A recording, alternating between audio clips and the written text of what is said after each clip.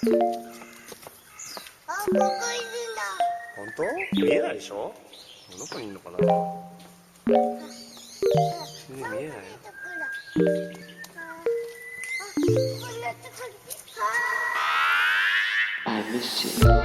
What's good, Internet? It is Tuesday, April 6th, and you are listening to Waypoint Radio, episode 386. I'm your host, Austin Walker. Joining me today, Patrick Klepek. Hello. And Cado is here with us. Hello. That's it. That's the whole show today. It's Look, we have advertiser obligations, and I really enjoyed recently someone.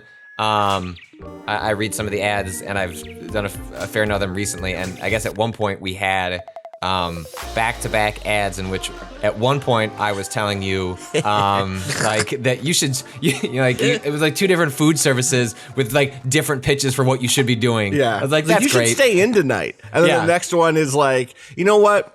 You deserve to, or it's like you should stay in and cook tonight. And the next one's like, you deserve delivery. yes. I mean, yes, that's what it was. Yeah, it was a meal kit and a Grubhub or something like that. And I was like, you know what? Hey, I read what Cado gives me in front of you. A sheet of paper, and I say some things, and then it goes out into the world. At least it's not, some European imperial army or the other.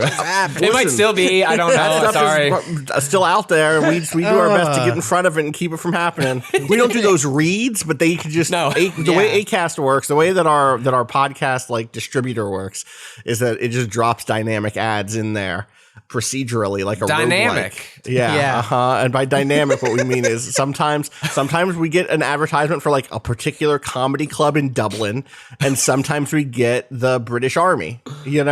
I should listen to it sometime. I want to see what gets spit out at me. Well, because you would probably. It'd be very funny if you had some like Chicago specific shit. That's what I want to find out. I don't know. I've never. Yeah. I don't know how to find that. I guess I'll. You should download the podcast and listen. Yeah, I'll go review it on iTunes. There you go. The thing the audience, you should be doing. You should. That would be great. Yeah. How's everyone doing? How's the weekend? Oh, I need to real quick. A bunch of people reached out to me. Yes, Cado? What was that? Continue.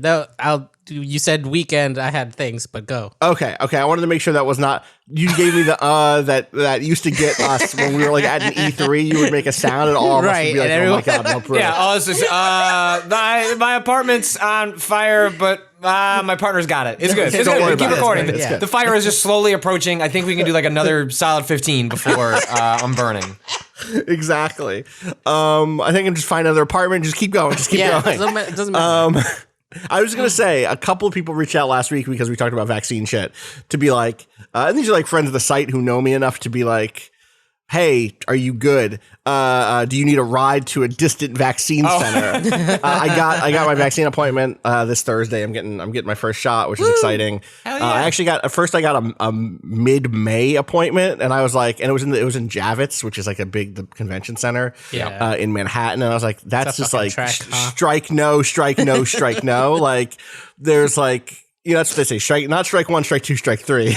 They say strike no. Right. It's in Manhattan, which means I have to either get in a car or the subway. It's on the far side of Manhattan too. It's far. Like that. Getting to Javits is a pain in the ass. Yeah. Because it's like on the western end of Manhattan, like up against the river.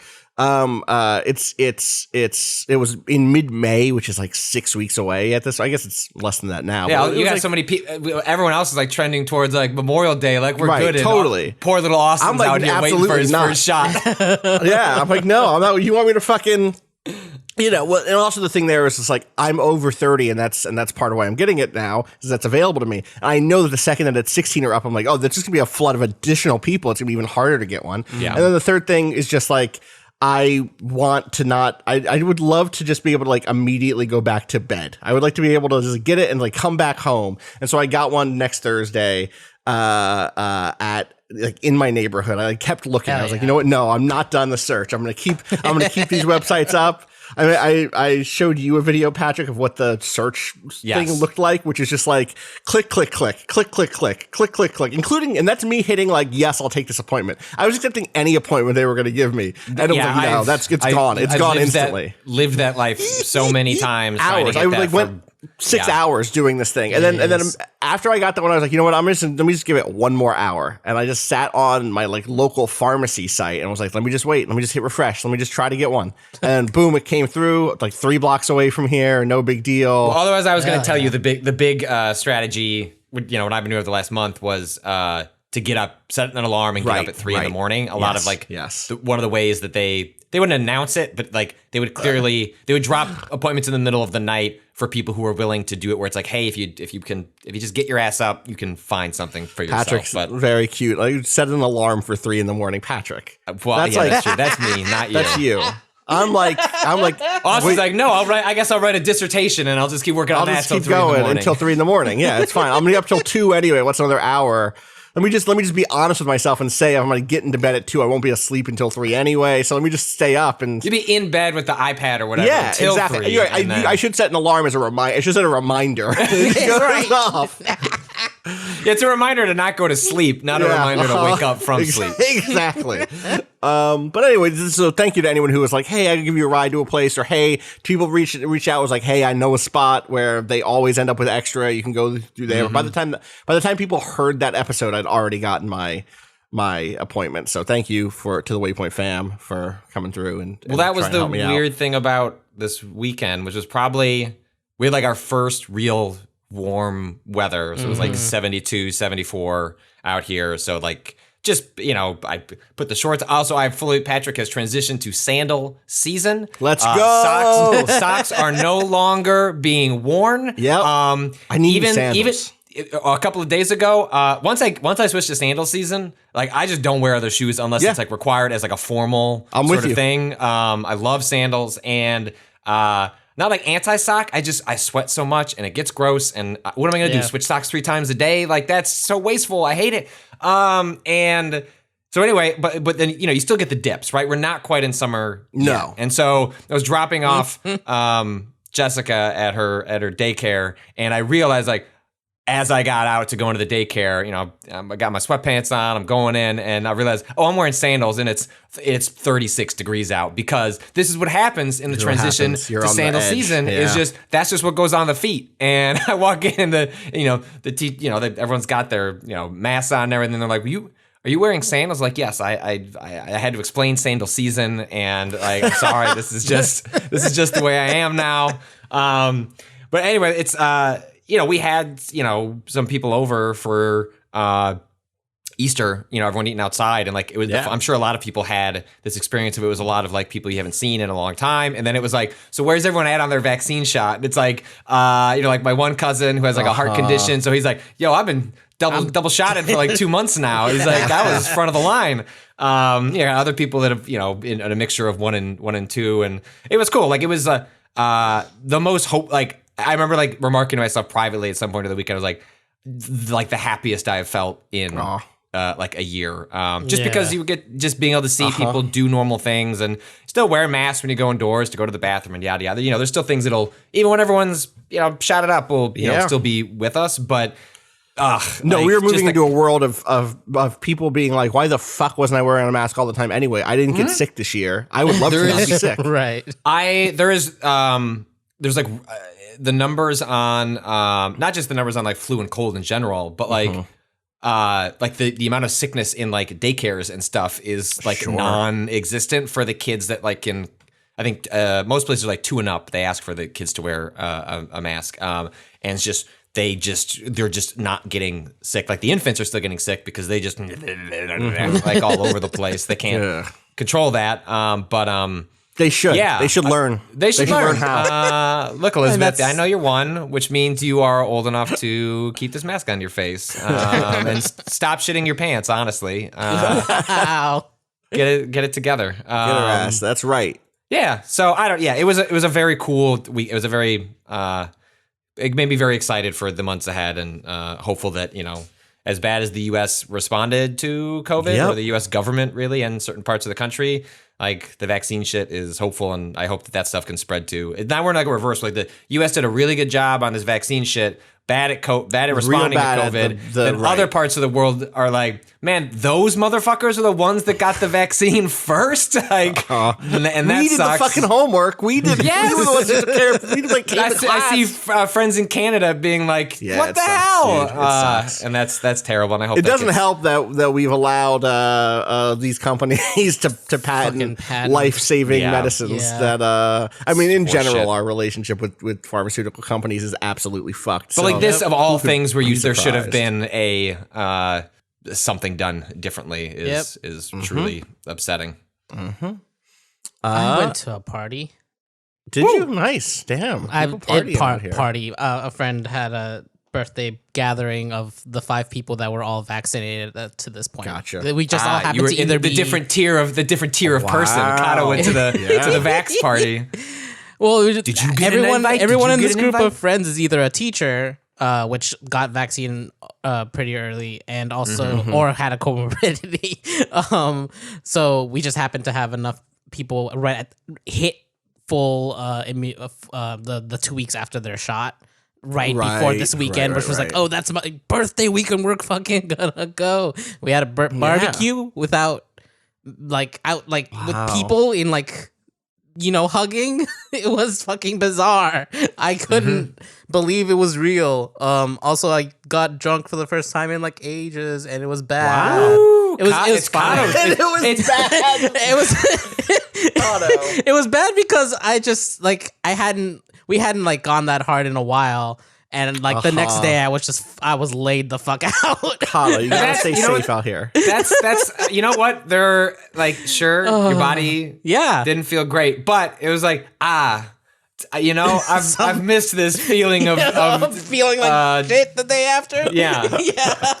I didn't even feel drunk. It was the worst Oh, yeah, thing. you just jumped right to just fucked up. yeah, just straight to oh wow, this is not good. But it was fun it was amazing to see people I hadn't seen in over a year. Yeah. That I used to. This is the group of people that I group of friends that I play D&D with, and we would get together basically every weekend. right. But that had stopped, and then even our Zoom sessions were spotty, just because people were getting they had to teach over Zoom, and it's we don't want to be on Zoom anymore. I feel you. I get Fair. it. Yeah. So Extremely fair. even knowing everyone in that room was vaccinated and fully inoculated, it was bizarre being in a room with other people without masks on. I just kept itching. Well, it's hard to break the habit. Yeah. it is. When my mom was fully vaxxed, and then we were would be inside with her all the time. It was just weird to try and then as that group expanded, my mom's sister and then her cousin, and we'd be around those people, and I would just.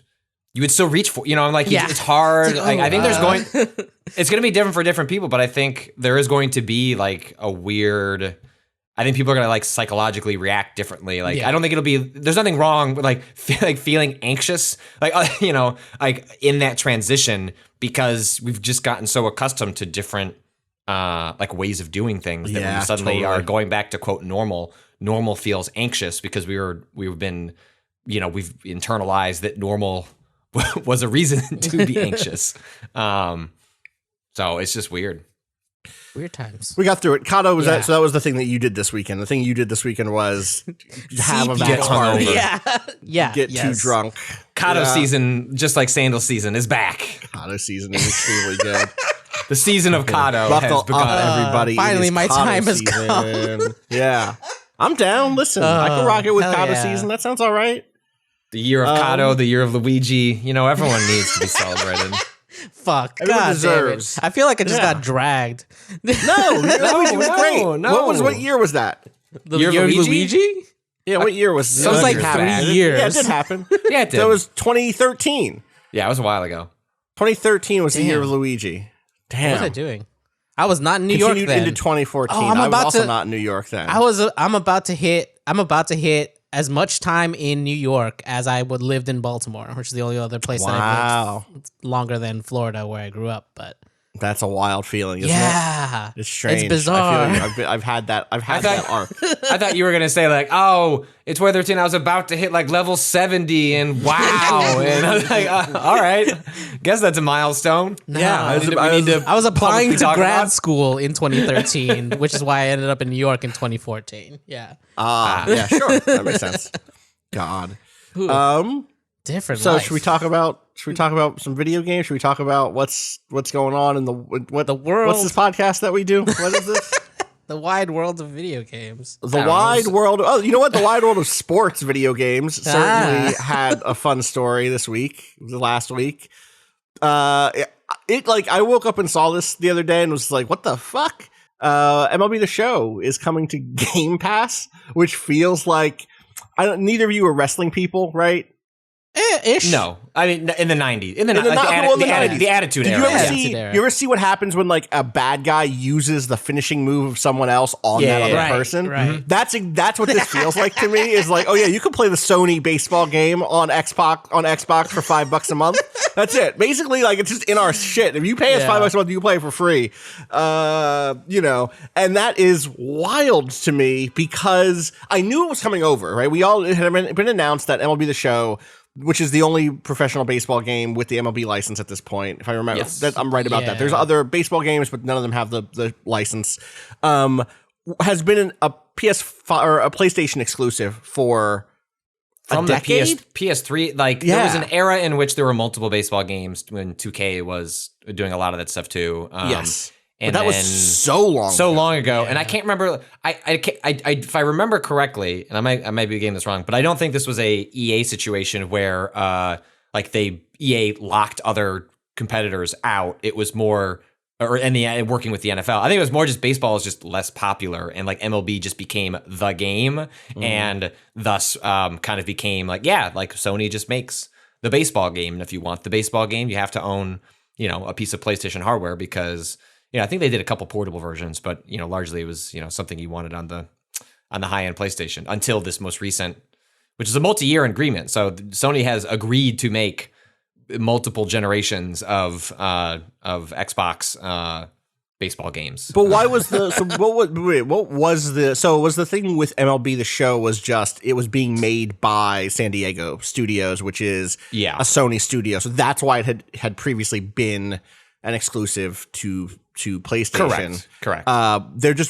You're saying there could have been another studio making it. I think so. I might be getting it wrong. I guess there had been like the RBI baseball did come out for like Xbox Live Arcade. I want to say there have been like various things over the years. I just think like in 2014 is so yeah. There had been some other things that came out, but no big right AAA looking someone coming for trying to knock off MLB the Show, like, and also MLB the Show sort of like 2K just be like it's just was universally agreed to be extremely good, always got better and managed to avoid what like the Madden decline of just like, well, it's just here, so it's just the one you play, as opposed to I think Madden is largely seen as a series that has been like fairly stagnant for some period of time. Right. And then last year, it was announced that future entries would go multi-console, multi-platform. Are they doing it on PC as well? I don't know. I didn't look at that. I'm not sure. There's a Business Insider story that I'd really love to read here, but you know what? If I click this, I can read it.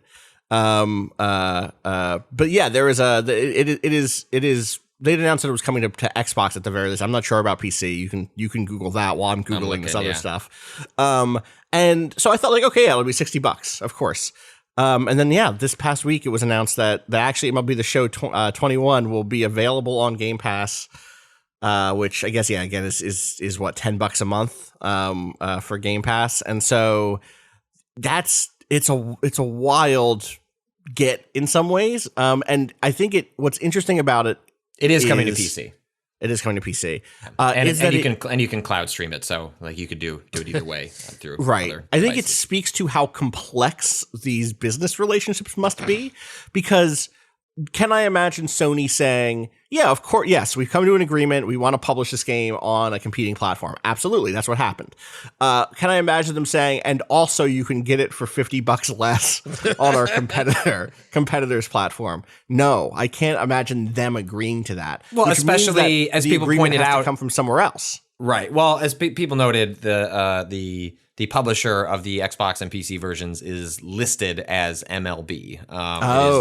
Sony is not listed as the publisher, and I think you could infer a lot about what has played out from like what is in MLB's interest, what is in baseball as a sports interest, right, versus what is Sony, who has used MLB as a reason to buy PlayStation hardware's interest. Those appear to be, at least they're still, working together. So when I say intention, it is still a profitable endeavor for all parties. Sony wouldn't have signed that deal unless someone crunched the numbers and was like, people still identify it with us. Same with like Final Fantasy, right? Final Fantasy shows up on other platforms, but is still thought of as well, I guess now Sony just pays for the right to make those exclusive. Like Final Fantasy Remake was PlayStation only. Right. Sure. But that's, and like I get why you make those decisions as a platform holder. You want to drive people to your platform. Yeah. That's what you want to do. But again, if you're, it's easy to imagine the line where it's like, okay, the MLB has contracted Sony to make this game as part of an arrangement. They get whatever the money that exchanges hands. Who could fucking say at this point? Right. Like I don't know the complexities of that. And then if I guess MLB already reserved the right, presumably, to then publish it on other platforms. Sony was not going to do that, so MLB is doing that. And then at that point, they have the decision to make about how they platform or how they publish it on other platforms. Well, and theoretically, from MLB's perspective, it would be to Sony, maybe fine, like having their studio hire some Xbox engineers and putting out an Xbox port. Separately, I'm dying for Digital Foundry to do an analysis of this game and like fucking what if the Xbox Series X version is just like slightly better is like the last shoe I'm waiting to have drop on, because we've seen that like at the launch of these machines, the PS5 through dev tools seem to have an edge, and what we've started seeing a little bit in the spring as well in the summer is that the Series X is a more powerful machine in certain regards, is kind of gaining some of that back with some of the games. And so like it wouldn't be shocking nor a conspiracy for that Xbox version to like run slightly better, but that would just be like so funny if that was the case. And Sony has a certain interest as a platform. Like they have a conflict of interest in which, yes, they are now contractually publishing or developing an Xbox version, but they want people to buy it most on PlayStation. So the posture they're going to adopt publicly is one that's going to be like, putting the bold font on PlayStation and like, lowering the font size on Xbox, even if not that specifically, in broad strokes. And so it would make sense that MLB would want to maybe even identifying that, being like, hey, we're not even going to ask you to do this. Like, we're just gonna do this ourselves. We'll take care of those versions. Thanks for developing the product, yada yada. But the Game Pass day one is that reeks of like Microsoft realizing they had a wedge and just writing the biggest check possible to me. I wonder if it pays off. I wonder if it matters. I don't think it matters. I think the day of people going, like, does it need to pay off in terms of subscribers? I don't know that it needs to. But in terms of the image hit that Sony took on Friday, like the discussion of like what this like looks for them as a platform holder, my guess is there was actually no check big enough for Sony or for Microsoft to write that they couldn't justify, given kind of the PR cycle that they got out of it. And also that it gets, it speaks, it's in a year with delayed AAA games for the handful that are going to come out this year.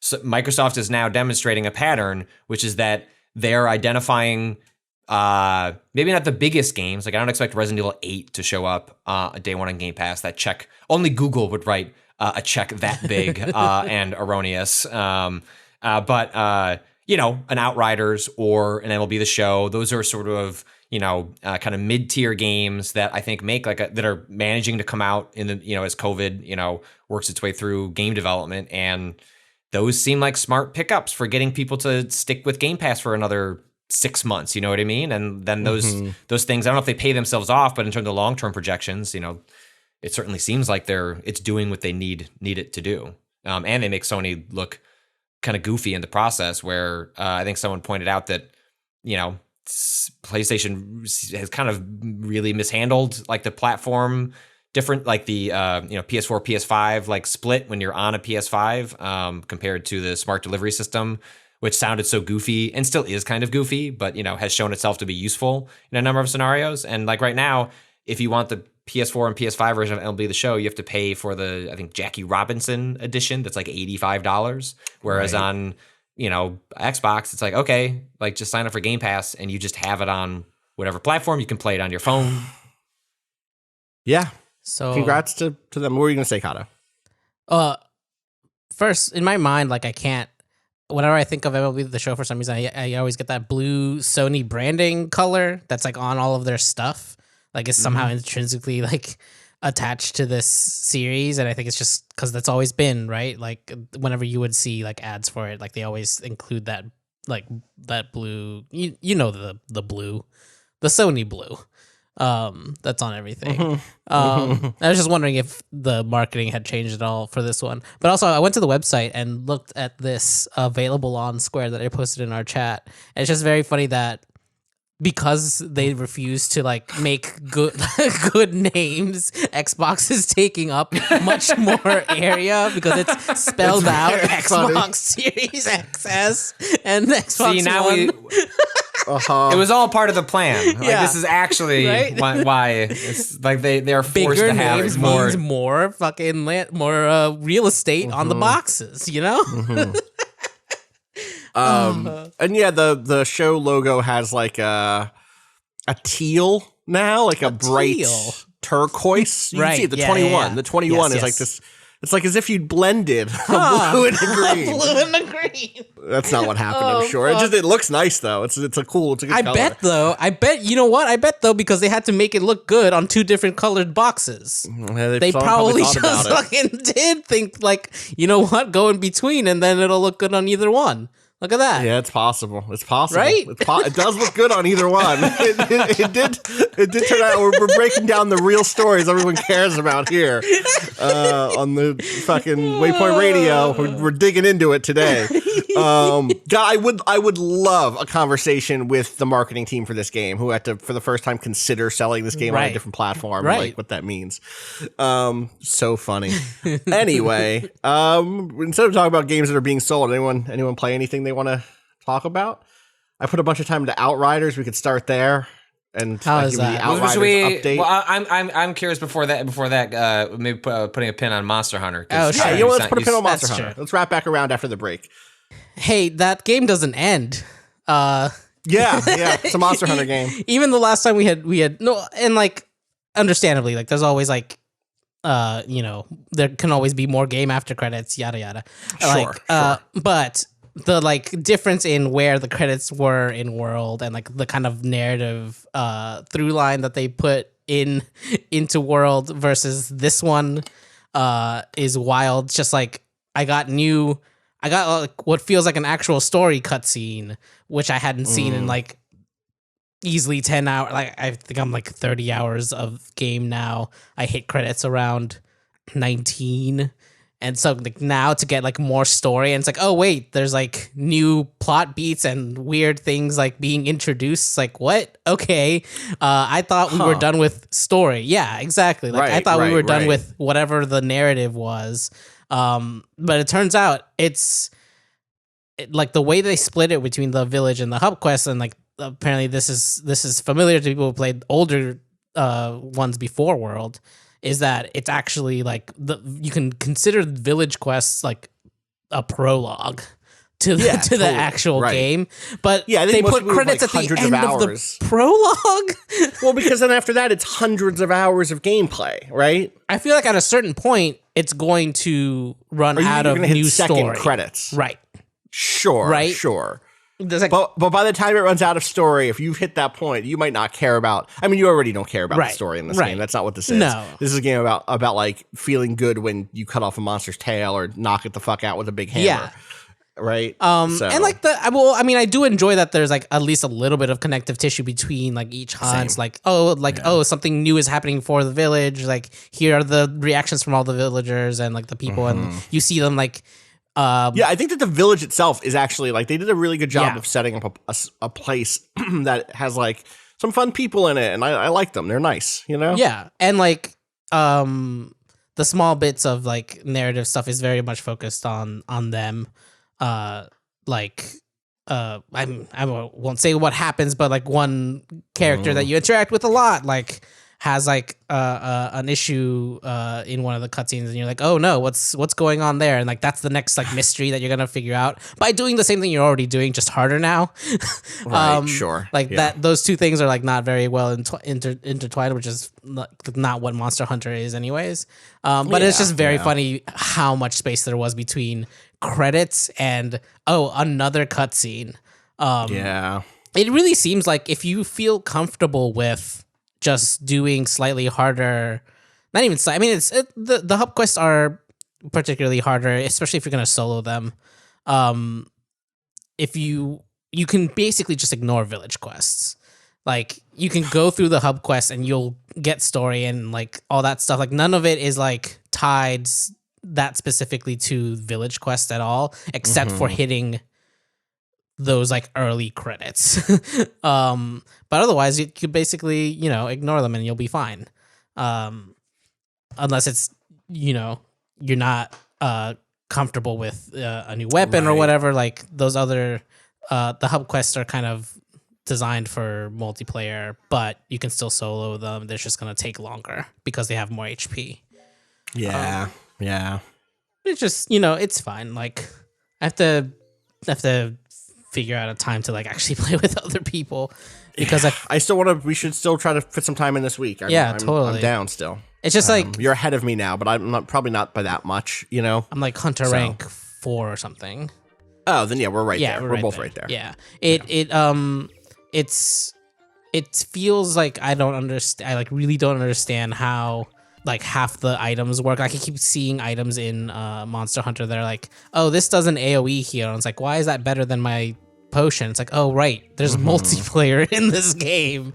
There are like roles and you want to help each other. It's like, oh, I should see what that is like. Because I ended up soloing most of World when I was playing that, just like not really like knowing enough people or like finding the right time to line up with people to play that game. But yeah, so don't believe the credits lies. They're not. No, there's way more game after There's that. Ton more games, ton more monsters that you haven't seen. One that gets introduced in a cutscene. I've looked at the list. I've looked at the list of like how many monsters there are in this game. I was like, there's still more than the majority. Yeah. Yeah. Cool. You want to take a quick break and then come back and talk about some other stuff? Sure. Yeah. All right, let's do that. Let's BRB.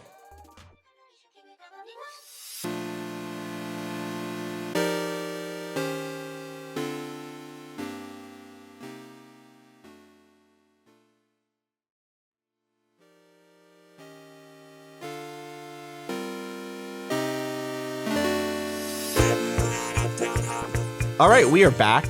All right, I'm going to do my Outriders update. It's going to happen. Outriders update. Oh, well, this game just came out, right? No, that's not really. It feels like it should work. Outriders. No, that's not anything either. Updaters. There we go. Updaters. Is the update that you couldn't play the game? Lots of people were complaining about the server. Yeah, so like there's two stories here in some ways. One story is if you spent $60 for this game or more, I don't know if it's more on console because console games just cost more now, right? In fact, let me just check. What is it on? They're not all 70 yet. They're not. They're not. Yeah, okay. This looks like it's 60. You didn't get to play it for I spent days trying to play this game, and the time at which the North American servers were up and I was around to play this game did not overlap as much as I tried for it to. I still ended up playing a bunch yesterday, and a little bit the day before, but there was like Friday, Saturday was just a crapshoot. On top of some real bad bugs, there's a lot of stuttering from like client. Like I don't know if that was a client-side connection thing or if that's the game is running poorly, but the beta version or the demo that came out a couple months ago ran completely fine on my machine. Well, there's no offline mode, right? There's no offline despite mode. the fact that it has been, the whole thing It's is not that we a are live not game. a service game. Live game. Even though I'm seeing all sorts, like when I see Paul Tassio 4 is covering a game, you know what your game is. It's a service game. But we'll get to the part where I'm going to talk about why it isn't that in a second. Once I finish talking about how every time I start this game, I have to go into every time I start the game, there's no HUD, zero HUD, clean, beautiful. Kirk Hamilton would love it. Zero HUD. You have to go into the menu, turn off the HUD, log out, log back in, turn the HUD back on is the only way I can get my HUD to show back up. Oh, okay. Wow. Yeah, it's bad. This mod is HUD too clean. HUD too clean. You have to really commit to turn, and it's every time I start the game. That's not the first time. That's not like, it's every time I start the game I have to do that. And you're playing on PC, right? I'm playing on PC. Is that on Steam? Is that on Steam? I'm playing the Steam version on PC. Okay. It is on Epic also, I think. They sent a code over for Steam, playing on Steam. A nice thing is all your demo progress just carries in. You don't have to play through the really boring opening slog again. The story has remained bad. All the stuff that if you just didn't like the flavor of this thing to begin with, I didn't. You're good, Patrick. I put a couple bites. I could have put a couple bites in, and it came back out, and I've just accepted that it's just not my. Yeah, not the my flavor thing. is still the flavor. The half the story is I think it sucks that you can spend $60 for a game and barely get to play it in the week that it comes out because the servers are down when it's ostensibly a game that should be able to that is sold to you as a non-live service game, and the way I'm playing it has been completely solo. I'd like to play it with some friends, but our schedules just didn't line up. Yeah. The other story is that I think it's really interesting to contrast this game against what other similar games are like. It is a third-person action RPG with a huge skill tree. Of passives, plus slowly unlocking active skills that you get over the course of gameplay. And in that way, it's a lot like a bunch of other games. And it's also it's a third-person action game with cover, right? They're really out there being like, it's not a cover shooter. You don't have to stay in cover. The way you heal with each class is different, and it's always about how you kill enemies. And okay, the class I'm playing is you have to be up in their grill. The closer you are to enemies, I actually like one of the most consistent pieces how to play Outriders is stop being in cover, which then makes me wonder, well, why did they even put in a cover mechanic? I actually think that balance is really good. So here's the thing I want to say. A traditional action game today, this is complete bullshit numbers, right? But let's say 5 to 10% cutscenes. Sure. Right? 20 to 30% set pieces. Hey, sure. I'm on a train. The train is falling. Yep. Hey, I got jumping into a helicopter. I'm yeah, I'm on the thing. Hey, I took control of a big robot. Hey, there's a big dragon coming for whatever it is, right? Set piece shit. Yeah. I'm climbing a tower, and this is it's different than, and the rest of it is I'm hiding behind cover. Or I'm doing the game. I'm doing what I'm peeking my primary verb. Or I'm peeking left trigger, right trigger, whatever that is for the game. Some games it's peeking out and left trigger, right trigger. Some games and this is broader than. This is even character action games or this, right? Where it's I think character action probably goes higher. Character action probably increases cutscene a little bit. Quite a bit, yeah. Set pieces, but then the bulk of it is still that thing of I'm doing the action. I'm doing that. And in some ways this is like a good character action game because what they said was no. We are focusing on just, does it feel good to do the thing you're doing? No trains falling off cliffs. No big, monsters. One big monster fight that I've had in 20 hours of play. That's one big weird lava worm boss thing, and who cares? The rest of it is going into an arena and getting into fights in the arena, and that stuff is, if you don't like it, that's the game. You're not waiting for another plot beat to drop. You're not waiting for the next cool thing to happen. The game is going in to really tense fights because they're pretty hard, or at least the way I'm playing, which is I always play at the highest world difficulty that I've unlocked, which unlocks as you level up. As you do stuff, your world difficulty unlocks, and you can set it to whatever you want, but you get like bonus loot the higher it is, right? And so I'm playing at that, and it's the closest thing I can compare it to is like playing something like, it's not as tightly tuned as something as like Halo on Legendary, but that's sort of the experience of like, okay, I have to be really thoughtful as I'm playing this. And on top of that, there is this layer of what is my build? And this is the way in which it's not like a live service game. It's not like an MMO. You know, I've spent a lot of time playing Destiny. I've spent a lot of time playing Final Fantasy 14. I played tons of MMOs for years. I think Diablo is probably the thing that gets closest to what I'm about to say. But like a lot of games have builds, but you don't get to do builds until mid to late and like end game stuff, because basically you're just unlocking the basic shit throughout the bulk of what you're playing. You're not thinking about what your character, like, how can I combine things my character does in interesting ways outside of very, very basic ways. In this game, like 10 hours in, I was debating to myself where I wanted to put my points, and you can always respec in a menu between any fight for free. You can drop all your points out of your passives and reslot them wherever you want. So I could be like, hey, for this fight, I want more HP. I'm going to go into this HP track and like get all my defense shit up. And then after that, you could get a really cool assault rifle and be like, you know what? I'm going to play long range for the next little bit. I'm going to respec my character and put it on the bottom track, or like I'll mix the bottom and the middle one. Can you save those as you like, cannot? presets? They should. You 100% should. Because if you're gonna, I wish more games realized that's what players want to do, and like often when they're like making multiple characters, it is just them working within the restrictions to allow them to do that. Is like you just want to have different builds for different circumstances. So just fuck all that. Like trust the players will play the game they want to play. But once you've ripped off that band-aid and you've gone halfway. If you could just it's just like you're doing loadouts. It's like, this is my defensive build. This is my long range build. Like, but that sounds really exciting. I'll give you an example of a build I stumbled into that felt incredible. And this is a very simple thing. And this is also the loot also. You get to the part of where loot matters because they all have there are all these mods.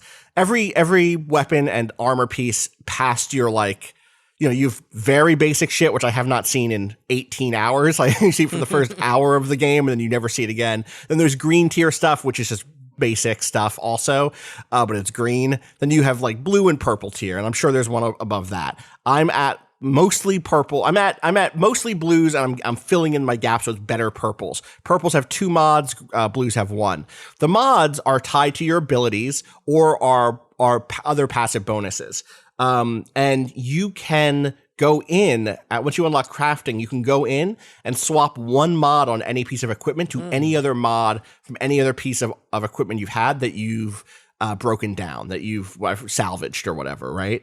And so let's say you have a shotgun on it, but you're not playing shotguns, but it has a thing that gives you freeze bullets or whatever. You can salvage that shotgun and then put that freeze bullet mod onto a different gun, which already feels good. Or you can say like, hey, this jacket I have has a dope ability on it. I don't want to lose it. And you get something that has like way more armor, and you're like, you know what? Let me salvage this jacket and put that ability on this new jacket. That's very cool. You can only do it to one of them. The other one's lock in place, which is a fun balancing thing. But here's an example of a set of powers, and like here's what my build currently is. I'm playing the Trickster. You're gonna fall into my tricks.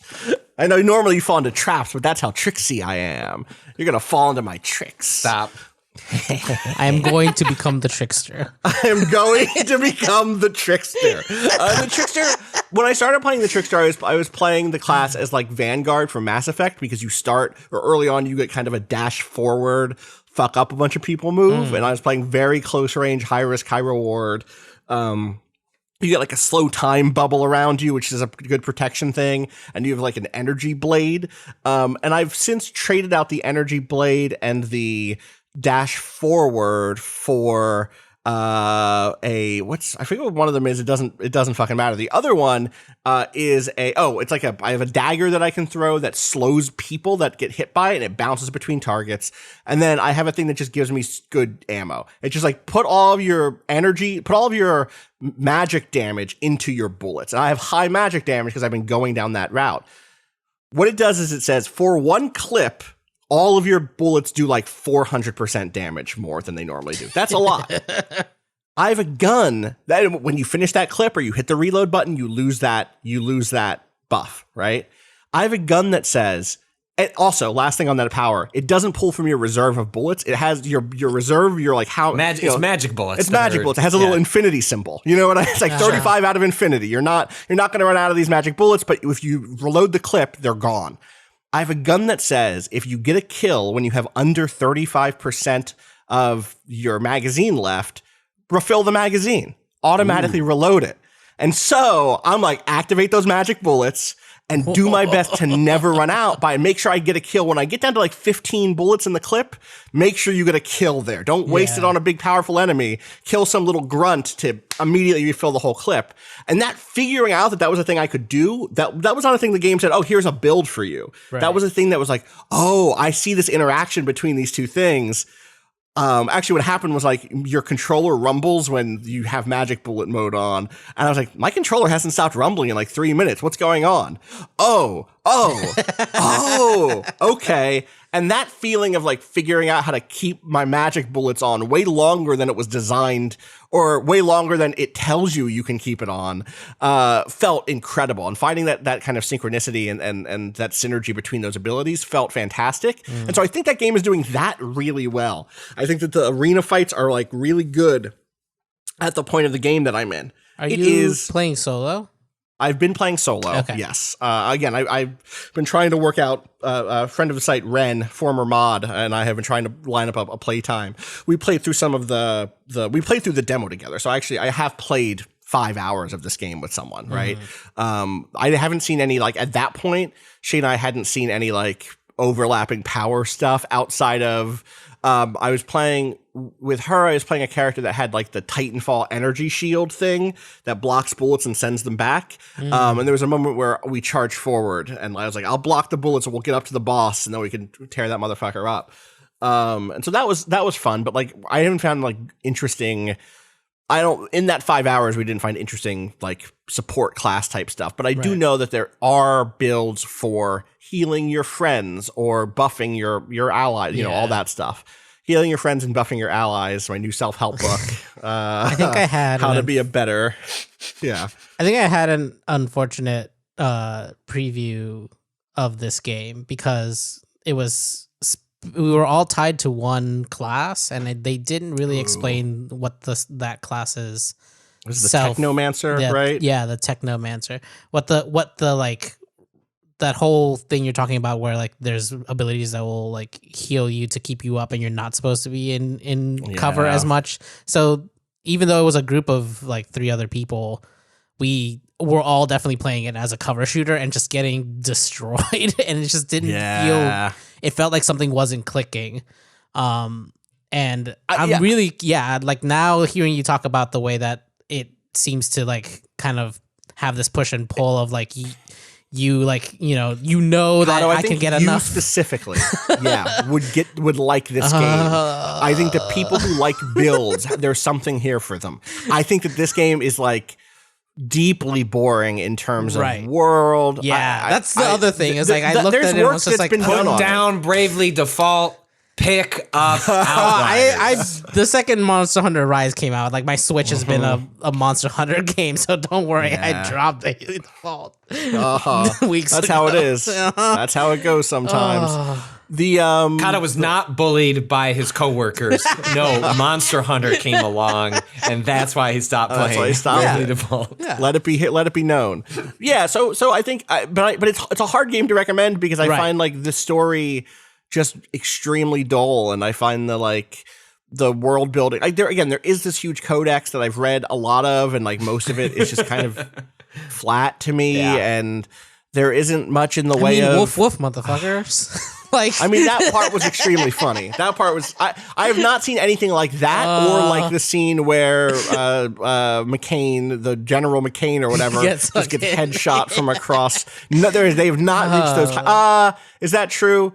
I think there was one sequence where someone like says something dumb and flicks his sunglasses. That was kind of okay too, and that's it. Right. Those are the only high points. I wonder if this is a game that can figure some of that stuff out better in. Like, clearly it's been a hit. I think that is a combination of, the gameplay, like, being good enough, it being a moment where there's not, if you aren't playing Monster Hunter, maybe you're playing Outriders, like Destiny is at a kind of a quiet, like this game hit. Yeah. Like, I think this game, an alternate non-COVID universe, like, this game comes and goes. Very quickly, has a small audience that gets into its specific little bits, but otherwise is largely This is a game that has 14,000 reviews on 15,000 almost reviews on Steam, but is mixed. But that means it's successful. It's sold.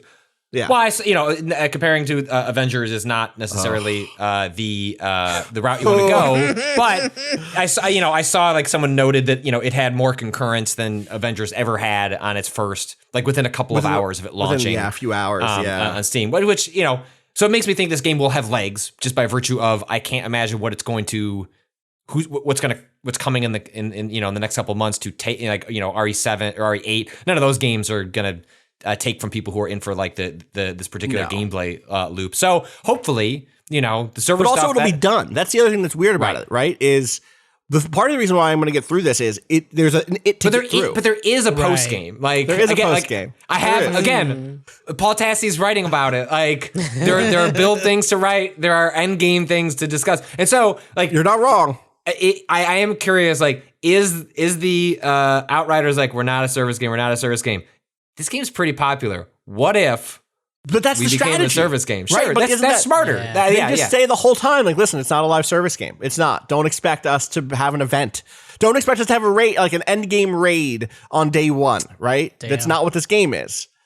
But if we buy enough of the game, we'll support it. With Turns out we had this team prototyping something that seems a little bit like a raid, and we're gonna. So were they planning for that? Like, or is it like, in 6 months there'll be like a really substantial like 25-hour story expansion? This game was supposed to come out last fall. So I don't know what Square's expectations were for the game, or what truly I'm sure their long term. Very happy.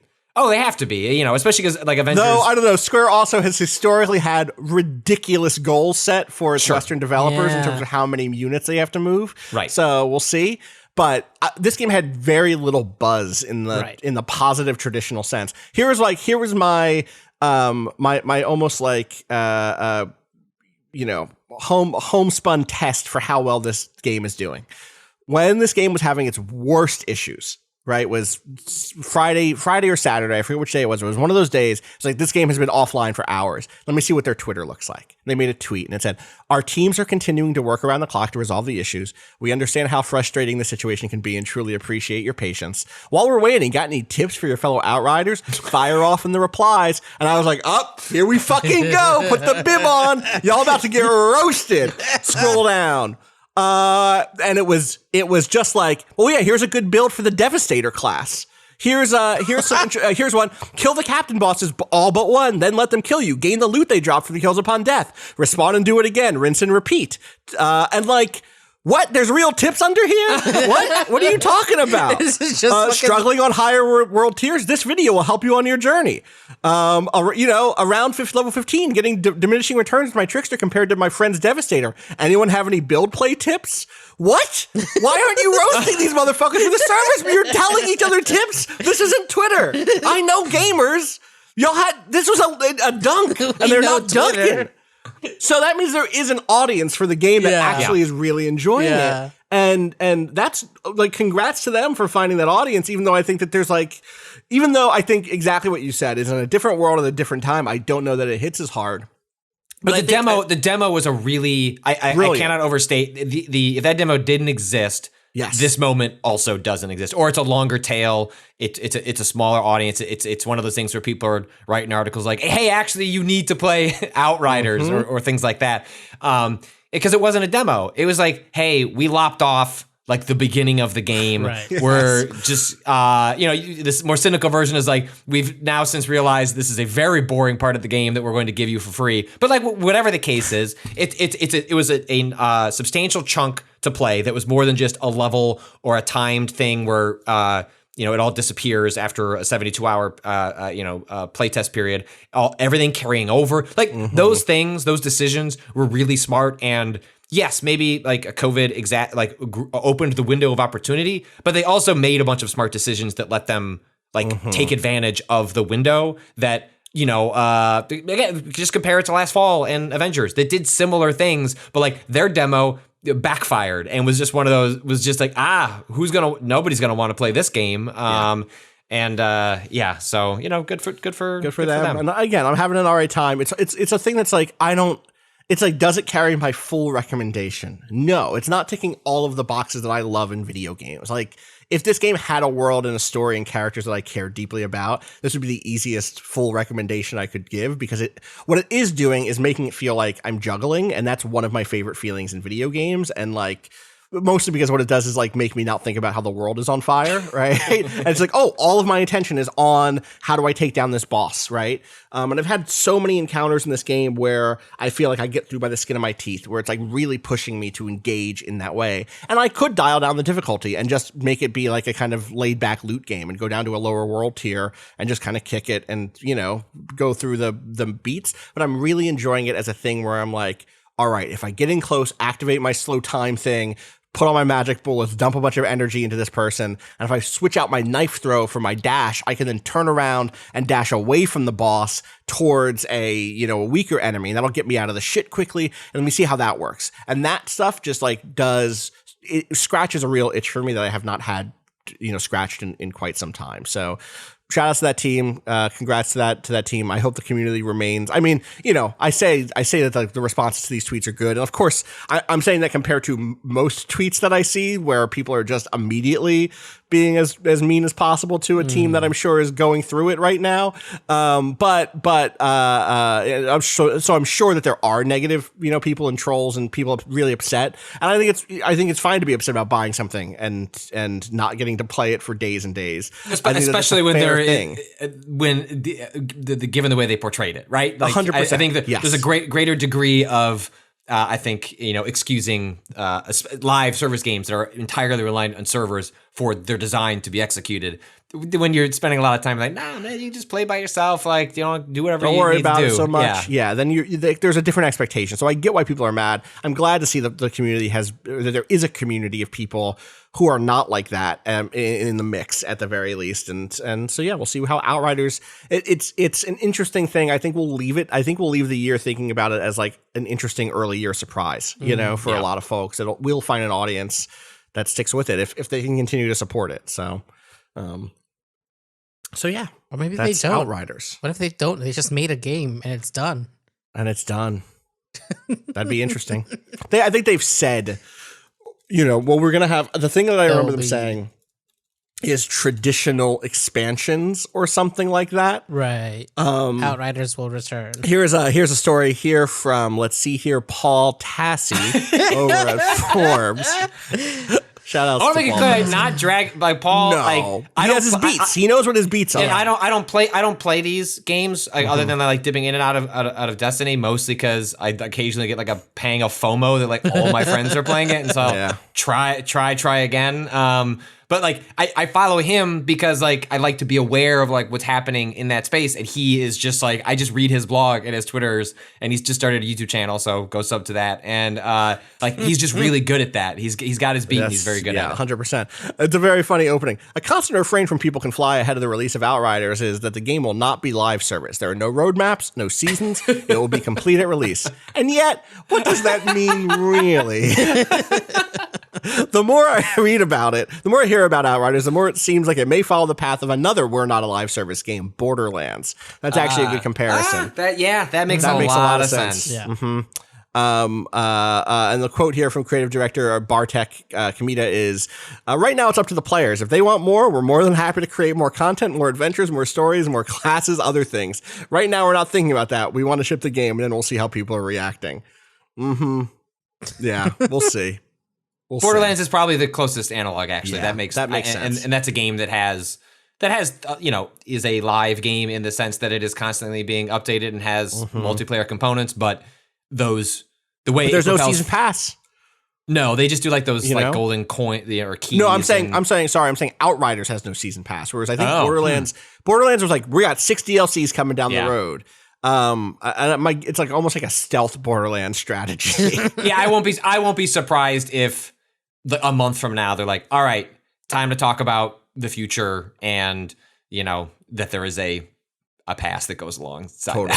What I would be bummed by is if people get to the end of this game and go, well, where's the rest of it? Why can't I keep playing this game forever? Right. I put 50 hours into this. Why can't I put another 50? And I was like, well, because that's not what they made. They come back to it if they put out a DLC, but I'm sure that there's an end game that can be endlessly grinded, right? Like if you really wanted to, but there is like So, that's like- again that was my Paul Tassi over on Yep. Forbes.com. How is the Outriders end game? there it is. That's the article I was reading. Well, after a few solid days of play, I beat the Outriders campaign, all of its side missions. do not understand how Paul Tassi has time for anything in his life. Quick writer. This is my real guess is Noxie's post out. Not even just the post. Literally, like he's also keeping up with Destiny. I follow him for Destiny shit. Like I follow him for Destiny shit. And every other live game, it seems. Genshin? Like what? Is he keeping up with Genshin Yes! also? Damn. Like Well, how I does think this motherfucker have I time? don't want to. This is me just like observing from the outside. There seems like there are games he's more personally invested than others. Like Destiny is a game like a cares true love, and then it seems like a game like Genshin. I'm not saying he doesn't like it, but it seems like it's more. Hey, I'm just talking you write about these time posts, think of- invested into No, like yeah, you're right, keeping you're up right, you're right. with like end game shit. Like he's talking about like the newest end game characters that you can unlock and where to get all the fucking materials. I'm still over here on World Ascension 1 out of like whatever 5 or something. Anyway, what else is going on? What are y'all playing other games? Patrick, Patrick, what do you got? Yeah, there was a big drop on Apple Arcade on Friday. Oh, there was. Yeah.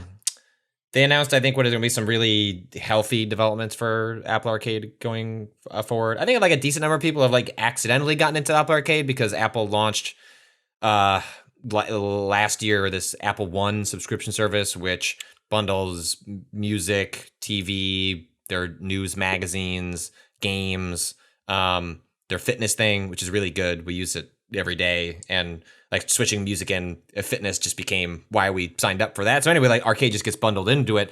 And they introduced like 2 new tiers of games in Apple Arcade. So previously for the last like year and a half or so, it's like kind of like Arcade Originals. Like it's games that they are like helping fund to development, are at least exclusive to Apple Arcade in terms of mobile, but then roughly a year later, if it can come to Switch, it seems to like Apple doesn't seem to have a problem with those games, like Grindstone and others eventually making their way there. But there are now that one of the tiers is games that are on the App Store that have been sold there and now come to Apple Arcade with all of the in-app purchases removed. Not that the content's gone, it's just all bundled in when you play. So a game like Monument Valley, which was a game you purchased and then bought, expansions for, is now just on Apple Arcade and you get everything associated with it. You can still purchase it. It doesn't get removed from the App Store.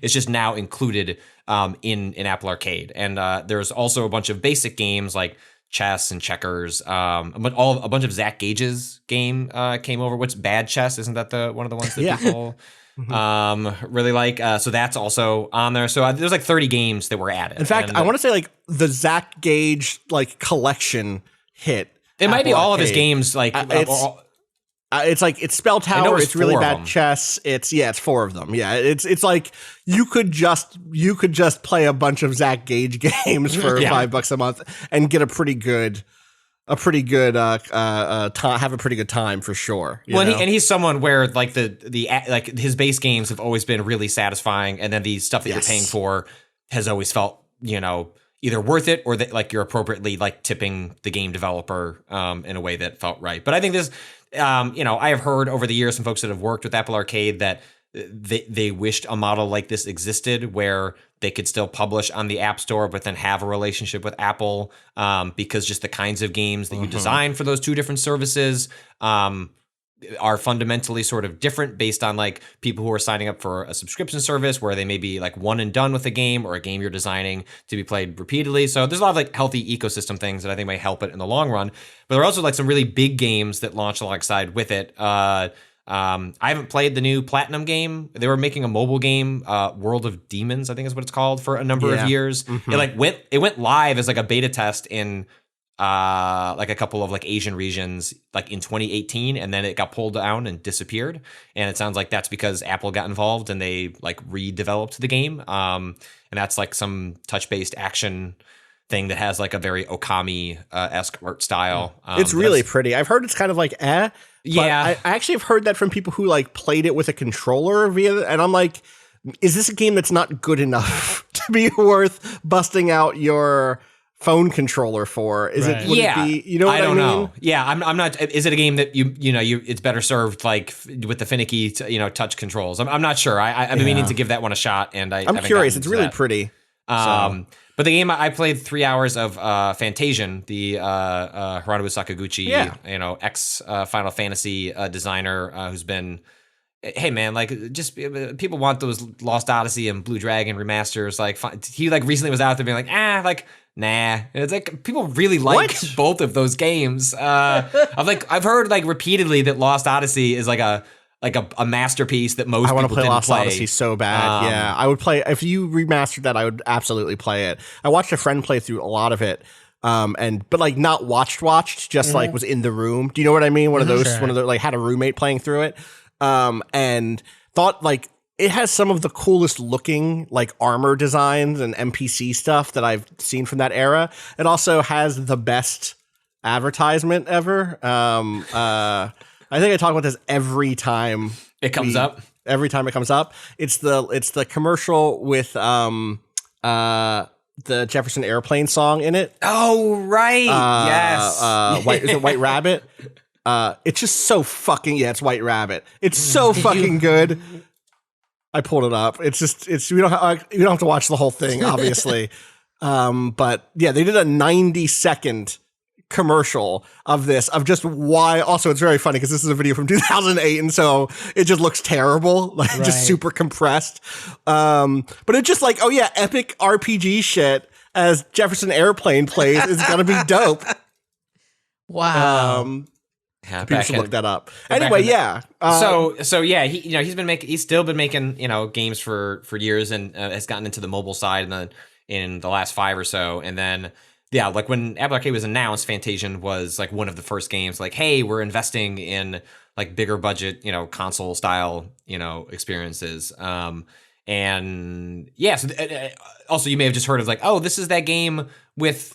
Like the like they made what do you call it? Like dioramas as the environments. And so I played 3 hours of that this weekend. The basic setup is a very traditional, Sakaguchi like is who he is in terms of like a storyteller. Like it's a the game opens with like you in some futuristic robot scenario, don't know who you are, why you're there. The whole opening of the game is just all like amnesia, JRPG protagonist driven. You fall into a time warp or some sort of warp, and then are back in a place where everyone knows who you are, but you don't remember anything about, why you were. Classic JRPG. Yeah, amnesia shit. Yeah, it's just one of those, and like I'm this early on cannot at all qualify like whether it goes beyond that to any degree or if it's just going to be one of those. The main combat gimmick, which is actually pretty cool. They don't introduce it in the beginning. It takes a couple hours before it comes along. Is you get this device that captures enemies when you're on like the battlefield. So there are like world areas where you're just like wandering around in a town. You can go to shops, talk to people.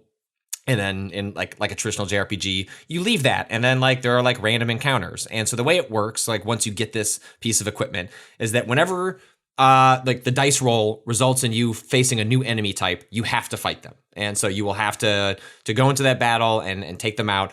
But the moment the dice roll produces all enemies you have encountered before, like they get thrown into like shit. What's the thing in Ghostbusters that they? I was fuck. My brain's the other place. I was going to say the Phantom Zone in Superman, but the oh my god, how can I not know this? What is I was that such thing? a Ghostbusters. Me too. Kid. I'm in just the basement. So they go to the ghost trap and they load the ghost trap into the. We can't look it up. We're just gonna have to let this live with us. Cado, nothing. Cado's too young. Cado's too young. Don't look it up. Don't look it up. I saw that movie. Yeah, but like I had no containment unit. The containment unit. Oh my god.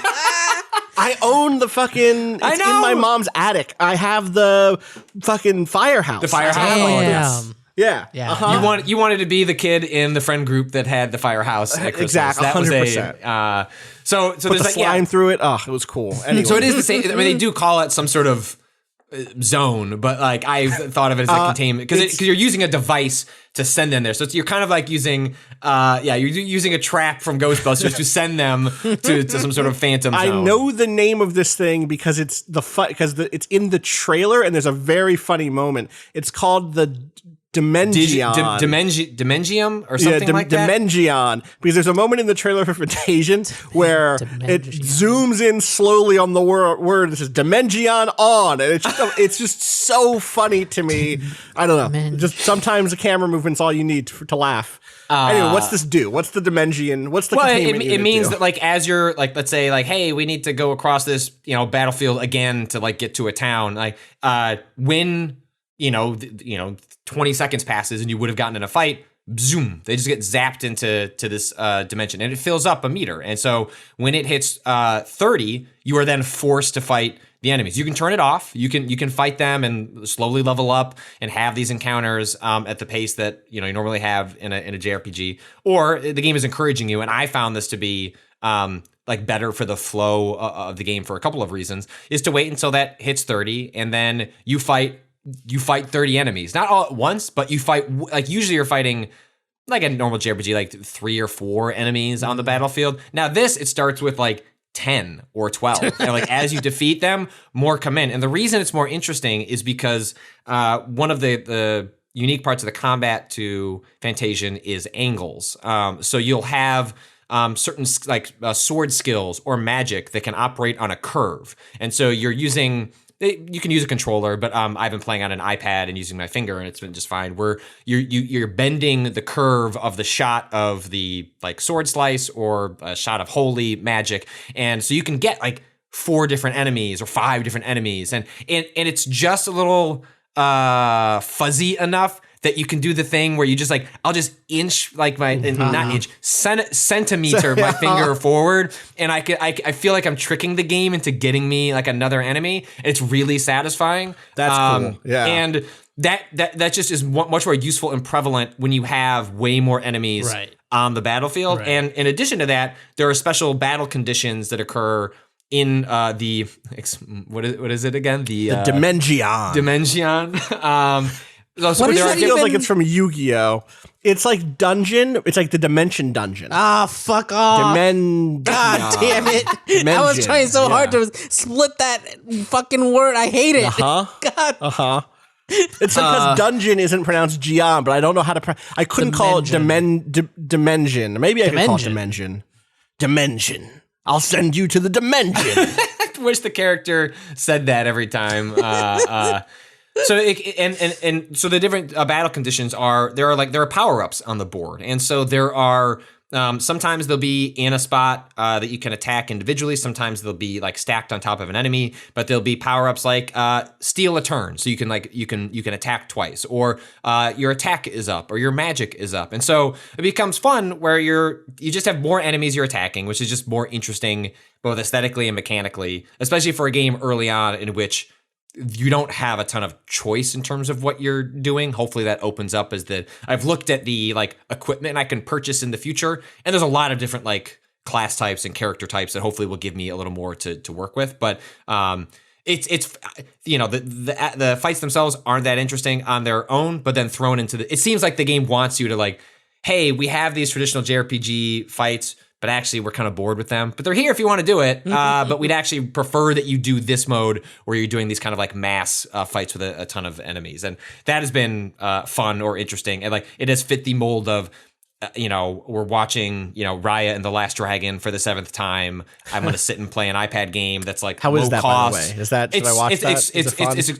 It is, the story's it's a video game quest turned into a movie, but it is just a gorgeous animation. Like it is really beautifully And it sounds like it's a great fit for you're watching it for the 7th time and playing Fantasian on your iPad. Because Fantasian itself is like a pretty low stakes. Like I don't have, there's no voice acting. Like, it's all, it's all just, you don't feel like you're missing dialogue. anything in that way. No, I can do like the low engagement and like still be getting everything from it. Does one thing interesting before I get to the thing that I think is like maybe not low key, but high key problematic for the game's pitch of like, we have these beautiful dioramas that we want you to look at.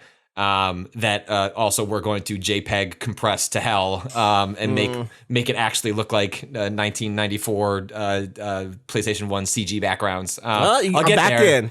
There's I have some screenshots we'll share in a second. But the other cool thing it does is it doesn't really have grand cutscenes. Like it doesn't have voice acting. And one of the things that I find one of the interesting storytelling mechanisms it does is most of the storytelling is like just characters talking to each other in dialogue boxes. And then every once in a while, it switches to a different type of mode of storytelling in which it's much more literary, in which it is written as though you're reading a book. This is, okay, keep talking. So I'm pasting this in here. So there are sequences where it will cut to this, where it could have just been two characters talking to one another through dialogue boxes. But instead, it turns into something where you're kind of reading an excerpt from a chapter in a book. And what the advantage there is that it can use the interiority language of the written word that you can't do when it's just like a character's talking back and forth. And so there's a lot of descriptive stuff that happens in these exchanges that maybe could have been conveyed in like much more expansive cutscenes and voice acting. Maybe you could bridge that. Extremely expensive, right? Yeah, but I actually found something sort of quaint's the wrong word, but like it was an interesting storytelling exercise to read, and they sometimes go on for 5 minutes or so, like long sort of like very detailed paragraphs. Because do you remember that this is in Lost Odyssey?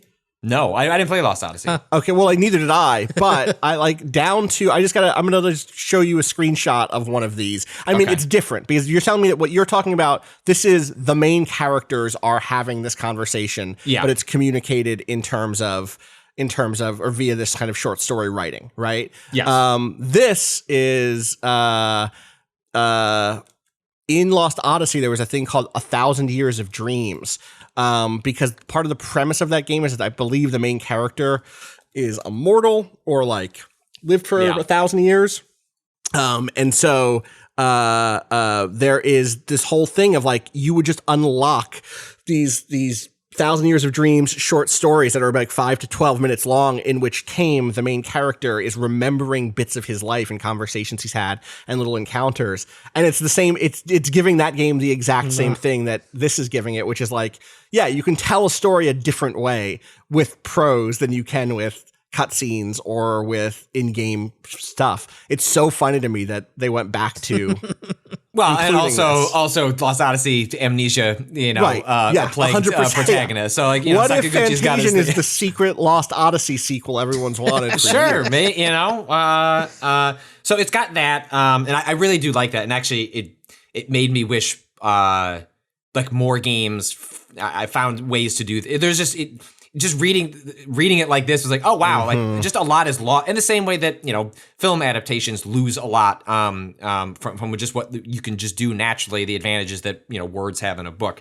All right, so these fucking let me see diorama backgrounds. So when you're going around, you're going to get something like this. Hopefully it'll paste. Yeah. Okay. Like that's very pretty, right? It's very pretty. Yeah. And it has, this look that you can tell. We're looking at a photo of the game in which the main character is standing in a path.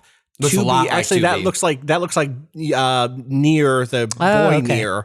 instead of dad Nier, Right. brother Nier. Replicant. Is who that looks like, replicant Nier, not Gestalt Nier. And then it's like a beautiful field, but made of stuff made of stuff. Like it's a physical diorama that's been scanned. So it's like, you can imagine the detail painting these trees and these little flowers. And Someone who loved it's Warhammer nice. really went all out. Yes, 100%. Oh my God, I have a video to share with y'all, but continue. And so I think what you would naturally think is like, oh, when they shot these, they must have shot like at extraordinarily high resolution, so that if they wanted to do camera changes or zooming in, what you would actually get an effect that is only heightens the level of attention and detail given to these things, that you could see more of it as they choose to do that. They didn't do that. And so as it zooms in, it'll be most acute in this third one that I'm about I see. to paste. They use the same image and they just crop it tighter. They just It's zoom in look on at that. The The third one. So okay, well, this one's especially bad. Go ahead and describe it. This what I've pasted into our Discord is a progression of 3 images. It's the same exact scene in which they are doing, because it's diorama, they can't do like sweeping camera changes because it's a photograph that they're working with, and they're zooming in to, just to have a camera in the scene play out in different ways. And there's it continues to zoom in on this beautiful, what looks initially starts as a beautiful, handcrafted flower bed, and then as it gets closer, you don't see more detail. You just see like someone, exported the JPEG from Photoshop at like 1 quality setting to fit their file folder hosting settings. And this is just present throughout the entire game. I don't know if this was developed like. I should try and play it on a phone just to see, was this shot for like? Does it share? Is there cloud saves? Do you think between? I think so. Yeah. Apple saves all that stuff on their own. So I should be able to just kind of do that pretty easily. But this is present like throughout the game. There are just constantly, you will go into a town, you will see this gorgeous, like you see, like, oh man, like I can see the hands. Like that built this, and then cut to like an extreme zoom in, and it's just a pixelated mess. And I don't know if this is something they can like address, if this is like just part of like the way the thing that's especially rough here is it's like the dialogue is about the flowers, and it's a zoom in on the flowers. Yeah. So it's like also that dialogue box is crisp. It's just like the really box is yeah. Look at these straight lines, no pixelation on here. And then just the blurriest, here's another example of I encountered this on. Let's see here. I had this video for after this. It's about models, and it's not like fashion models, model. In this case, it's model trains, but it's the fucking wildest shit. So here's another one where you can like, beautiful work done. Look at the paintings. Part of what's really cool about where it lands aesthetically is like when you have the zoomed out ones, it actually does kind of look like a early to mid 90s PS1, basic PS1 like Final Fantasy 7, Final Fantasy 8. This had such a tactics feeling to me. Like I could imagine there being someone yelling about the horrors of greed, in the scene. Or like someone coming across this balcony to start singing or something, Yeah, and so then you'll see the second screenshot where like it's the same scene, they just zoom in, and then it turns it into mud. Like it is just really blurry, and so it's impossible to not notice that. It was like the first thing that when it I had Friday off, and so during one of my kids' naps, I was playing this, and like the first thing someone said was like, "Yo, like, is it like a bug of like how this images look?" And I'm like, I don't think so. I think it was a choice, and I hope I don't it's a mind choice this one as much because it just looks like a very severe depth of field effect. Yeah, too severe. It's not good. I'm with you. The thing is that then the characters on top of them are not being treated the same way, right? Like they look like they're on top of a blurry photo now.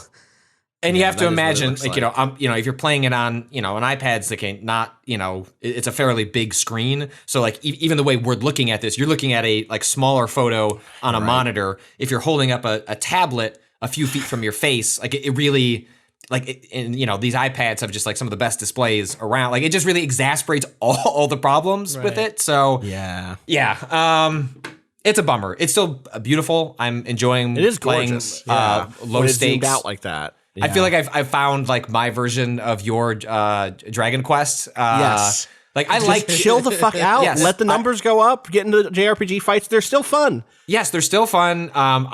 They're not the game that like I want to sit and like, okay, it's game time. Like I need to think about a game that I'm going to write about or I'm going to discourse about. Like that's not what Fantasian is for. But I still like that. But it needs to slot in a specific part of my life. And the idea that like this, apparently this is a 2-part thing. There was a second game coming out, I think, later this year. This is supposed to be like 20 hours long, and I could see myself playing this over the course of a couple of months, like while we slowly rewatch Raya and the Last Dragon, and like that'll be fine, and like it's fine for that to be all that this is. It doesn't. Here's like, what is here's a really good one. I just jumped into like it's not that all things that are close up look bad because like this is a shop. Seemingly early in the game, I just went to like a Apple Arcade walkthrough from someone on YouTube to like get some close-up shots here. It's specifically these things where there's a really wide shot and then they zoom in for a conversation.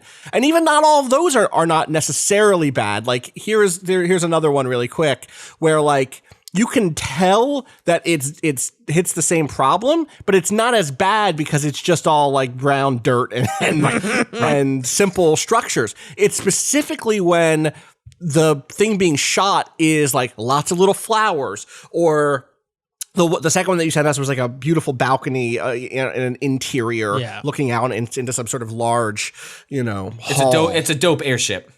Okay, wow, that's awesome. What? Right. And so like you want the dope airship to look crisp because even thematically the dope airship is supposed to look technological and refined in a way that like the dirt road outside the village does not. Right. Well, but and it's just also when I interviewed Sakaguchi a couple of weeks back, part of like, the presentation was these showing the dioramas and specifically showing photographs that were like, you were centimeters from the objects to show that like when they built this game and these sets, like in the case of like, my guess is that the item shop that you pasted in here, there's a kind of like a treasure chest. That thing probably opens and has like a latch that works. Like that's the degree of detail that was in here.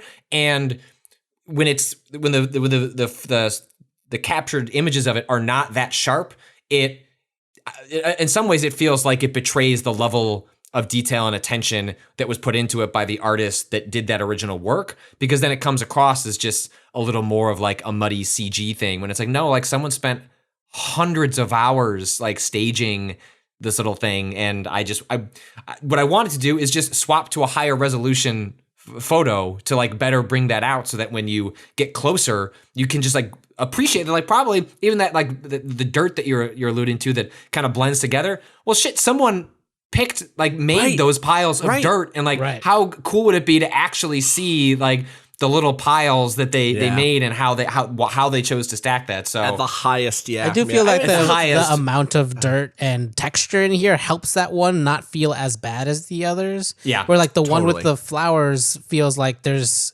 like it's blurry enough that the like sand dirt road that you're on is too flat already, right? Like and as it gets closer, and then like you start to see that there's just like not detail even in the full shot of it, right?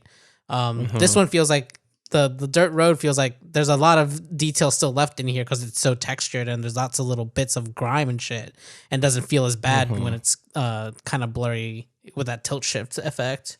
Totally. And part of this is just an extension of like one of my favorite things in video games. I guess it's almost more than 10 years now, but like when a game like Gone Home came around, was that part of what I appreciate about that game was that it recognized like I'm the person that loves like high resolution. Like I see a poster board in a game and like I want to be able to like go up and like see the text Right. on there. Like Gone Home is a game like was made by people that also feel that way, and like had like if you picked up a VHS tape, like it wasn't a blurry title, like they'd written out a title, and that scratches just a particular aesthetic itch for me. And so that's part of what I was looking forward to in Fantasian, was like something similar to that, and the lack of that here. Again, it doesn't like ruin the game, but again, a huge part of the pitch of this game was we specifically did this style, this aesthetic choice, and I'm just hoping there's some way they can, I don't know, address that. If not in this one, then maybe in like the second part, because this will only get exasperated if at some point it gets ported to PC, or like. Yeah. And this is a game. I should test this out. Actually, this is a game that is playable on Apple TV, which means I can play it on a big. You should do it. Screen. Yeah. I will test that out, and I will. I wonder if it actually won't be as bad on the big screen if you're far from it. Right. So that's because instead of having that's the definitely iPad possible. in your face, Yeah. Right. Yeah. But again, it would be bad with a monitor if you're playing it at a desk, looking at the PC monitor or whatever. I'm linking you this video now that was going around last week. This is a video by Rapido Trains, which I believe is or Rapido Trains, even though it's this Canadian guy who loves model trains, who. You can start at the beginning here. You really the thing that in the first couple of minutes you just need to see is at second 15, a man walks down into his basement where he has a Canadian equivalent of an Amtrak train car in his basement, which he's built, which is incredible that that's a thing he cares about that much and like really loves. And he decided, I'm going to turn my basement into one of these. I have the money to do that. He's like a train guy. He makes model trains for a living, and then. About minute 15, it's minute 20. It cuts to a view from inside of his basement model train.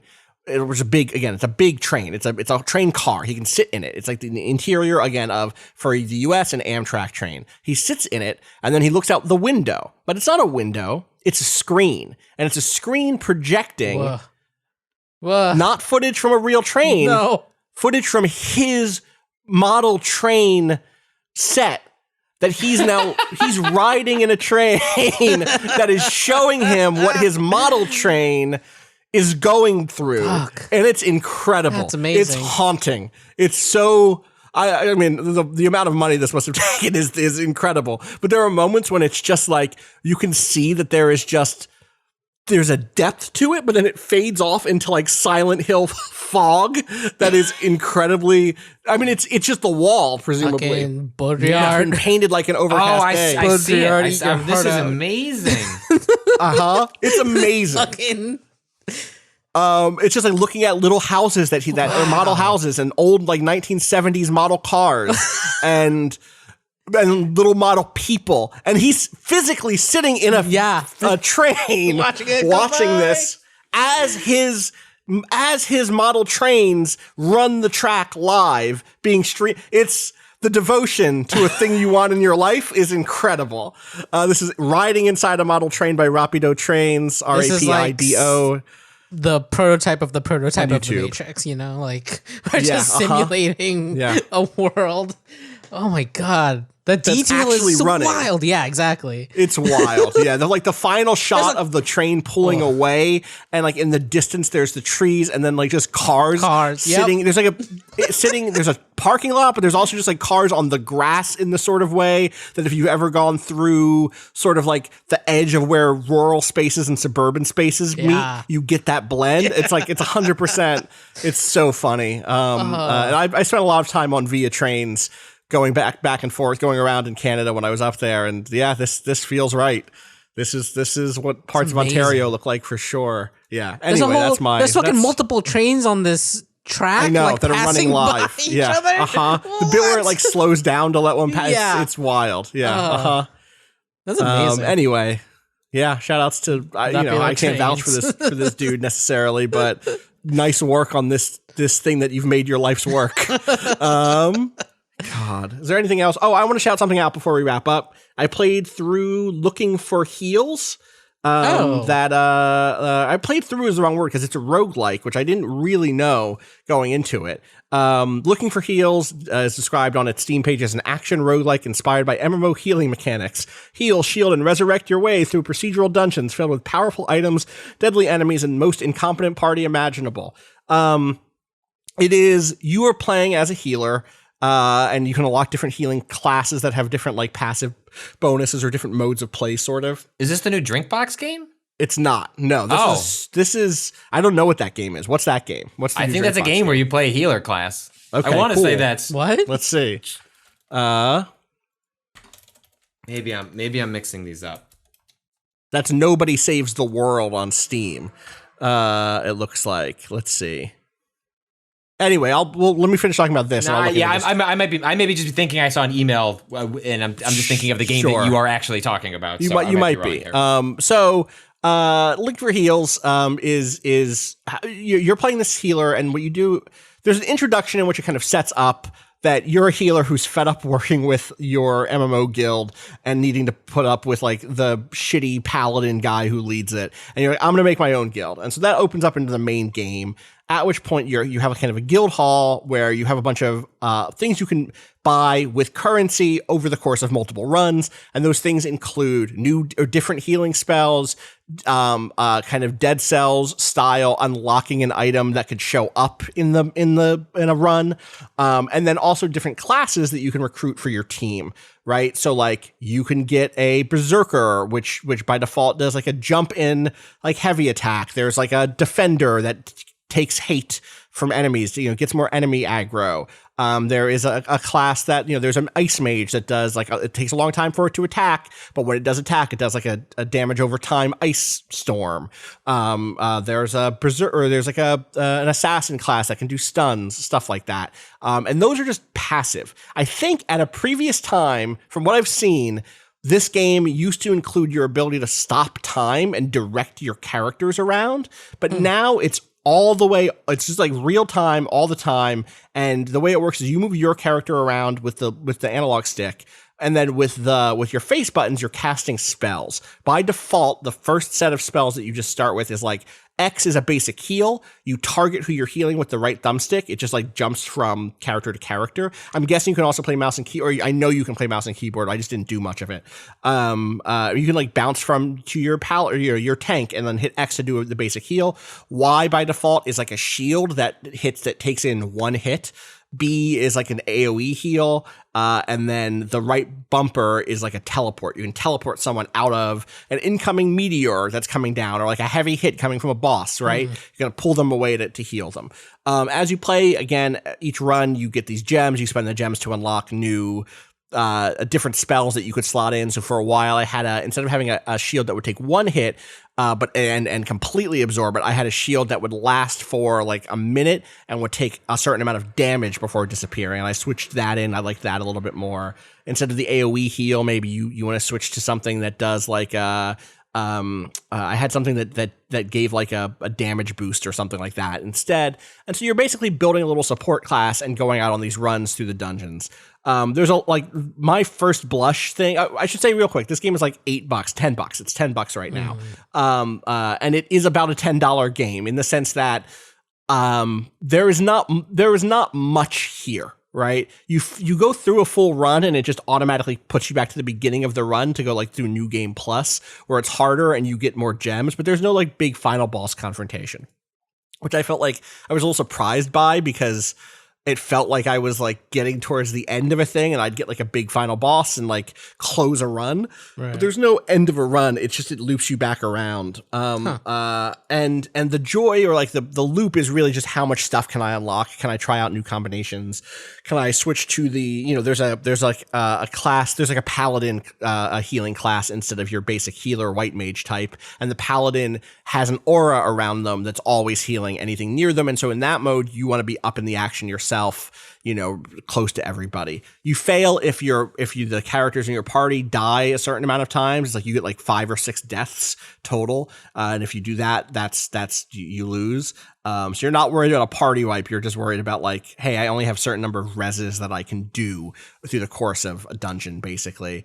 And it's there is something, I think the moment to moment stuff is so fun. As someone who likes playing healer in MMOs but hates the pressure of being a healer with other people and like not wanting to drop the ball, this is a great like, ooh, okay, this person needs a shield, this person needs to get healed. Okay, there's a demon is jumping at that person. I'm going to teleport them out of the way so they can dodge that attack.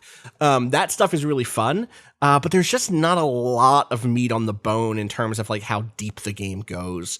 It's a game that, like, again, I found what felt like a winning combination, which is I got a piece of loot that did like chain lightning damage, and I put it on my rogue or whatever the equivalent was that just did a ton of attacks. And it was like, well, 33% of the time it's going to do this AoE like chain lightning attack that's just going to tear everything up in the field. And that felt like flipping a switch and finding a completely broken solution in comparison to a lot of the other loot that I was getting that was like, well, on the first strike, you have a chance of doing poison. It's like, that's just not as good as always do. Every hit has a 33% chance of doing chain lightning. And so it's like not a particularly well balanced game. I saw some people I saw someone in the forums being like, it feels like the Ice Mage never attacks. What's up? And then the dev in reply was like, he does take a long time to cast that Ice Storm. I halved it from 2 seconds to 1. Thanks. And it's like, that's a fun response. It's fun that the devs are that tuned in, but it does not feel like a particularly well balanced game. And I think that's a sort of like illustration of that. I will say the music fucking slaps. It is this sort of like indie hip hop vibe that is not at all what I thought it would be. I definitely came into that game feeling like it would be like a certain style of like electronic retro RPG stuff, and instead it bumps. It's really good. Nice. So yeah, that's looking for heals. It's $10. I think that's probably the right price for it, in the sense that like there just isn't too much to it. You're not going to get like the Dead Cells experience of like, I'm going to try to do a run where I do blah blah blah, or I'm going to, what's going to happen this run doesn't feel that. It doesn't feel like it's that strong, or maybe that part's there, but it's the legs. It's the thing of like, after I've done this once, I feel like I'm done with this. I put a night into this game. I played like 4 or 5 hours one night. And now I think I'm good. I don't feel like I need to go through it anymore. So yeah, keep that in mind, but it's worth at least looking at. It's fun. It's a good concept. I like conceptually this idea of like, you are not the person swinging the sword. You are the person keeping your team up, as being a direction to develop for this style of game. So that is looking for heals. Yeah. Anyone else want to shout anything out? Or are we going to wrap up at this point? How y'all feeling? I'm good. You're good. I'm good. Yeah. Just too much Monster Hunter. Good. Too much Monster Hunter. That's fair. I think that's probably it then. Thank you so much for joining us. We'll be back in a few days. My Vax is post our Thursday recording, so I will not miss that episode, thankfully. Cool. What's your the first one is supposed to be pretty tame, but I've had COVID, which means apparently the first one is harder for people who've already had COVID. So the rumor goes. All right, well, let us report back, or don't actually. I COVID guess. itself was so light for me that maybe, well, it wasn't that, Yeah. compared to what it could have been. Sure. Right. I got lucky. So, Right. Anyway, that's going to do it for us. Thank you, as always, to Bowen for letting us use the track Miss You off the EP Pale Machine. Find out more about that at waypoint.zone/BOEN. Cado, where can people find you on the internet? At Twitter on Twitter at _Cado_appears. I thought you were like on Twitter, and I'm on one right now. I'm arguing with. Have you seen this shit? It's Cado season. It's takes. It's getting hammered, and sometimes it's getting hammered and giving takes. You don't want to go near Cado's Twitter feed after 11 p.m. You don't know what's going to happen. You don't know what's going to be. I hate anime, actually. Wow, Cado hates anime. I would never. Fuck off with that. That's a shame. Oh, Lord. All right, that's going to do it. Patrick, Patrick also. Where are you on Twitter? You're not starting any beefs on Twitter? You're not Not that I'm aware of. I'm mild takes. Mild takes only. I'm at Austin_Walker on Twitter. I do my best not to tweet anymore. I'm now in the mode where I'm like, do you remember when Sarah Jeong was like, I'm done tweeting? Like she's still on Twitter, but she only tweets in like bursts. I'm adopting that strategy where it's like, wait a second. And around your work, as opposed to just like, I need to post. Like I have to go to the bathroom. And you don't actually. No, I don't. It's fine. But then I still get hit with things where I'm like, I need to post. But I'm only going to do it. Today is a posting day. I'm going to post today. All right, that's going to do it. We will be back on Friday with another episode of Waypoint Radio. I already thanked Bowen. I did that out of order today, so I feel like I've stumbled across. I've like stumbled. You've here. just How made do I a end new the podcast? universe. Yeah. We're in an alternate timeline now. We're in an alternate gamingadvice.com. We didn't do questions today, but we can do something later this week. Gaming@device.com. Use the subject question so that I see it. That's going to be it. Fuck capitalism. Go home.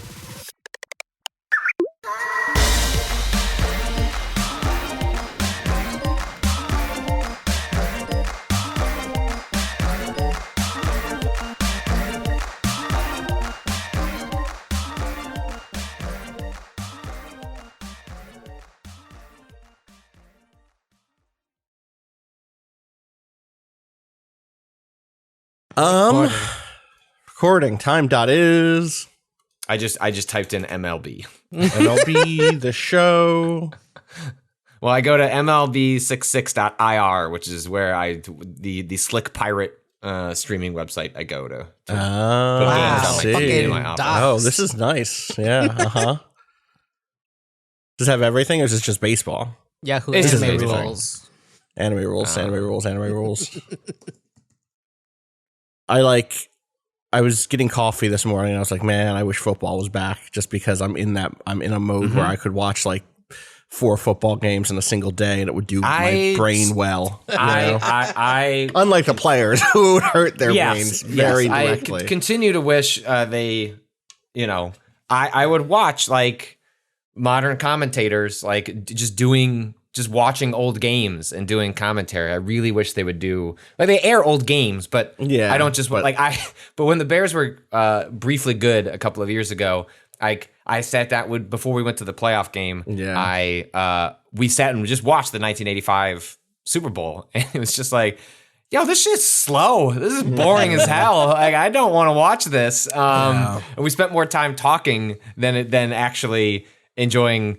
It's like, this is what dominating football was like. The way people talk about the 85 Bears. And then you watch it and it's just like, man, we're just plodding along. You're like, hey, get to the line. You know what I mean? It's just a different game. Yeah. You just don't realize it until you go back and watch it. But I would sit and, watch like a director's commentary over it. And like, I wish it's a bummer that the only model for that is like the NFL films, like epic music. I